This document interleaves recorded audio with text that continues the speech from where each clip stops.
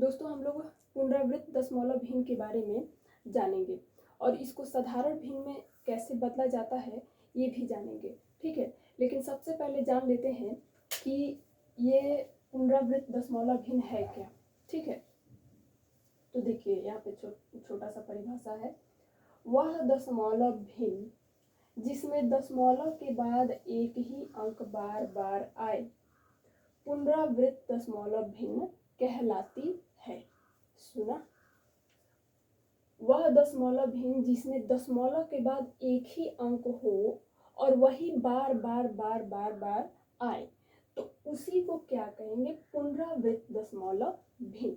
जैसे कि यहाँ पे देखिए 0.666, तो पॉइंट के बाद कितने अंक हैं, एक ही प्रकार का तो अंक है, 6 ही तो है, और ये क्या हो रहा है, यही बार बार बार बार बार बार आता जा रहा है, ठीक है। तो यही क्या है, पुनरावृत्त दशमलव भिन्न।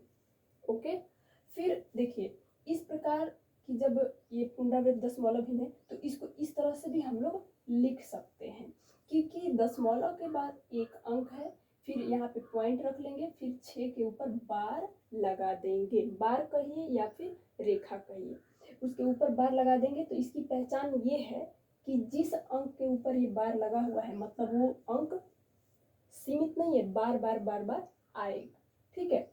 ये हुआ। अब एक और देख लीजिए, पॉइंट के बाद क्या है, एक ही अंक तो है 8, जो कि बार बार बार बार आता जा रहा है। अब इसको इस तरह से भी लिखा जा सकता है, क्योंकि 8 बार बार आ रहा है तो उसके ऊपर क्या लगा देंगे, बार लगा देंगे, ठीक है। उसी प्रकार से मान लीजिए हम यहाँ पे ले लेते हैं पॉइंट 9999, ये आता जा रहा है, तो इसको कैसे लिख सकते हैं, पॉइंट 9 के ऊपर बार लगा देंगे। इससे क्या पता चलेगा कि ये जो 9 है वो सिर्फ एक ही नहीं है, वो अनंत है, ठीक है। अब पुनरावृत्त दशमलव भिन्न है क्या, हम लोग जान गए। अब इसको साधारण भिन्न में कैसे बदलते हैं ये भी जरा जान लेते हैं, ठीक है।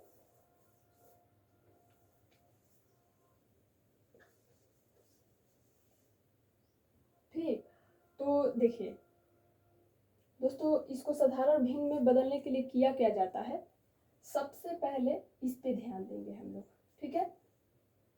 इसको पहले बिना दशमलव के लिख लेंगे, इसके साथ में क्या है, दशमलव एक है कि नहीं, यहाँ पे दशमलव लगा हुआ है कि नहीं, तो इसको बिना दशमलव के पहले लिख लेंगे, ठीक है, लिख लिया। उसके बाद क्या करेंगे कि हर में, ध्यान दीजिएगा, हर में उतनी बार 9 लिखेंगे जितना मतलब जो अंक है दशमलव के बाद जितने अंक पुनरावृत्त हो रहे हैं।